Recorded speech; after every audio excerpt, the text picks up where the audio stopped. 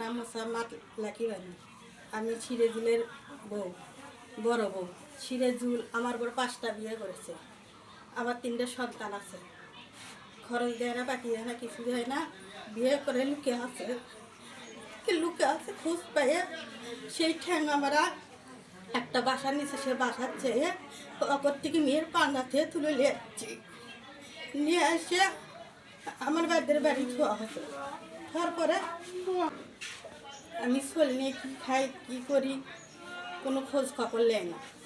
আর বাবা মা ভাইয়েরা কত যে আমরা এত শাসন করলে ভালো করতে পারলাম না, আপনারা মারে হোক পিঠে হোক আপনারা ভালো করেন, শাসন করেন কথার উপর ভিত্তিতে। তুলে তো ওই বাসার থেকে মেয়ের পাঞ্জা ঠেলে আসা হচ্ছে। ওই যে টাকার অভিযোগটা দিচ্ছে ওটা মিথ্যে কথা।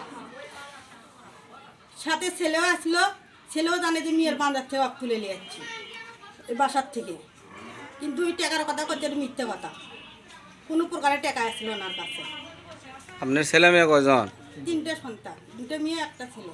অভিযোগ দিচ্ছে সম্পূর্ণ এলে মিথ্যে অভিযোগ দিচ্ছে।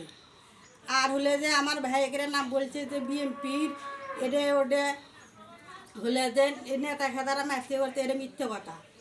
ওরা আমার ভাইয়ের, আমার নিজের ভাই। বোনের অশান্তি হলে কোন ভাইরা চাবে না যে বোনের উদ্ধার করি, বোনের একটা সুস্থ বিচার চাই। তো এই বিএমপির ইয়েটে করতে এলে মিথ্যে কথা। ভাইয়েরা নিয়ে বাইরে শাসন করছে, আমরা সুস্থ বিচার চাই। কে যা বলছে এলে সম্পূর্ণ মিথ্যা কথা বলছে। আমরা সুস্থ একটা বিচার চাই। 3টে সন্তান নিয়ে আমি কি খাই কি করি। আমার বাপ গরিব মানুষ। আমি জানি আমার বাবা 4টে বিয়ে করছে। আমার মা প্রথম স্ত্রী, আমাদের নির্যাতন করেছে, বারবার হেরে যায়। 4বার লিয়াচ্ছি তুলে, কিন্তু কোনো কিছু শাসন করে পায়নি। এবার আমার দাদা দাদি বলছে যে ওর শাসন করলে কর, না করলে তোরা বাইরে যা। যাই আমি সহ আমার মাকে নিয়ে ধরে লিয়াচ্ছি। আইনে মা আমরা 2 তারিখে শাসন করতে, আর হলে ফেসবুকে যা বললে সবগুলো মিথ্যে, ওর কাছে 1 টাকাও আসলো না। আমরা যাই তুলে নিচ্ছি বাসায় থেকে, এবং আমার ছোট মায়ের সাথে লিয়াচ্ছি তুলে। মোহনে তার কোনো দোকান নাই, সবগুলো মিথ্যে কথা। এখন যিনি বলছে যে আমরা ওখান থেকে 51,500 টাকা নিয়েছিল, সবগুলো মিথ্যে। ওনার কাছে কোনো টাকা ছিল না, আর ওনাকে আমরা ধরে লিয়াচ্ছি হলো ওখানে মোমেন্ট পার্কে কোনো দোকান ছিল না, সবগুলো ভুয়ো। আবার আমাদের নির্যাতন করে, প্রতিদিন মারধর করে। আমি আমার মাকে নিয়ে যাই ধরে লিয়াচ্ছি বাড়ি, আমার মা ওগুলো আমি থাকবো। 2 বছর জলানি পর বিচার আচার হচ্ছে। আমার বেটা সরপল কেউ নেই, সেই দিন বেশি জ্বলায়। 5 বার লিখে গেছে, 5 বারই ছাড়াচ্ছি। এবার খুঁজে পাচ্ছি না। আর বাপ মার কাছে গেছিল যে ভাই কি করবে তোমরা, তা করলে যে আমরা শাসন মেলা করছি করে পাইনি। তা এখন আপনি করে এত চলে আমি ছাড়িয়ে দিন, আপনারা খুঁজে খাজা যা আপনি করে ভালো হয় আপনারা করেন, আমরা ওই জায়গায় যেমন আমাকে জোর হাত করছে।